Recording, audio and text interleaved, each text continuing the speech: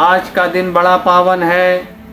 सावन का महीना चल रहा है और सावन में तो भोले बाबा खुद चलकर अपने भक्तों के पास आते हैं। जिसकी झोली खाली है बाबा उसकी झोली भरने आते हैं। देखो भक्तों, ये जो सावन है ना, ये कोई साधारण महीना नहीं है।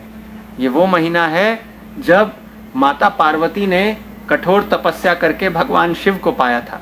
तो जो भी सच्चे मन से इस महीने में बाबा को याद करता है, बाबा उसकी सुनते हैं। आज मैं आपको 5 ऐसे उपाय बताने वाला हूँ जो बड़े बड़े ऋषि मुनियों ने बताए हैं। कोई मुश्किल उपाय नहीं है भक्तों, बस श्रद्धा चाहिए, विश्वास चाहिए। पहला उपाय है भक्तों, जल अभिषेक का। सुबह जल्दी उठो, स्नान करो और 1 लोटे में शुद्ध जल लो। उसमें थोड़ा सा काला तिल डालो, थोड़ा कच्चा दूध मिलाओ और ली नमः शिवाय बोलते हुए शिवलिंग पर चढ़ाओ। अब आप कहेंगे पंडित जी ये तिल क्यों? भक्तों, तिल शनिदेव का प्रतीक है। जिनकी कुंडली में शनि की 7.5 चल रही है उनके लिए ये उपाय बहुत लाभकारी है।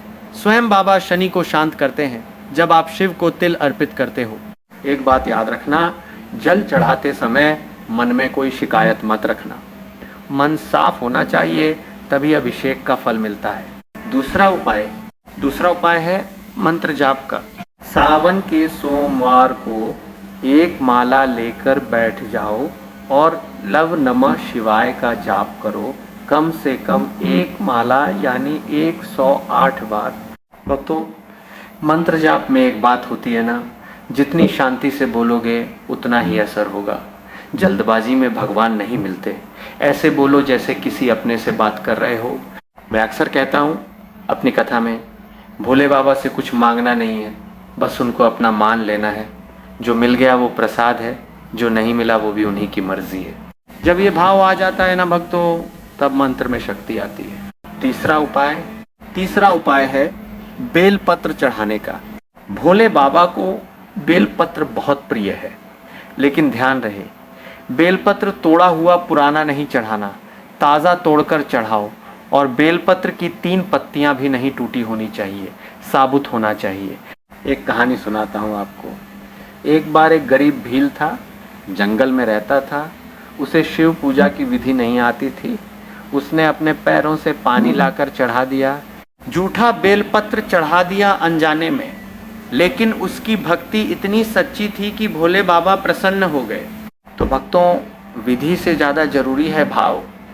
लेकिन जो नियम बताए गए हैं उनका पालन भी करना चाहिए जितना हो सके। चौथा उपाय है सेवा का। सावन के महीने में किसी गरीब को भोजन कराओ, किसी प्यासे को पानी पिलाओ, किसी जानवर को रोटी खिलाओ। भक्तों, मैं अपनी कथा में हमेशा कहता हूँ, मंदिर में जाकर भगवान को खोजने से पहले अपने घर में, अपने मोहल्ले में देखो, जो भूखा बैठा है वो भी नारायण का ही रूप है। सेवा से बड़ा कोई धर्म नहीं है। पूजा पाठ करो लेकिन सेवा मत छोड़ो, यही सनातन धर्म की सबसे बड़ी सीख है। पांचवा और आखिरी उपाय है शाम की आरती और शिव चालीसा का। शाम के समय घर में दिया जलाओ, पूरा परिवार एक साथ बैठो और शिव चालीसा का पाठ करो। घर में जहाँ शिव की महिमा गाई जाती है वहाँ नकारात्मकता नहीं टिकती।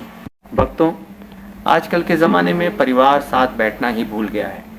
मोबाइल में सब खोए रहते हैं। लेकिन जिस घर में परिवार साथ बैठकर भगवान का नाम लेता है उस घर में बरकत आती है, प्रेम बना रहता है। समापन। तो भक्तों, ये रहे 5 उपाय: जल अभिषेक, मंत्र जाप, बेलपत्र, सेवा और शाम की आरती। याद रखना, भोले बाबा को कुछ ज़्यादा नहीं चाहिए, ना सोना चाहिए, ना चांदी चाहिए, बस 1 लोटा जल और सच्चा मन चाहिए। जो भी इन उपायों को सावन के महीने में सच्चे मन से करेगा उसके जीवन की हर परेशानी बाबा खुद दूर करेंगे। ये मेरा नहीं, शास्त्रों का वचन है। जो भी इन उपायों को सावन के महीने में सच्चे मन से करेगा उसके जीवन की हर परेशानी बाबा खुद दूर करेंगे। बोलो सबके साथ हर हर महादेव, नमः शिवाय।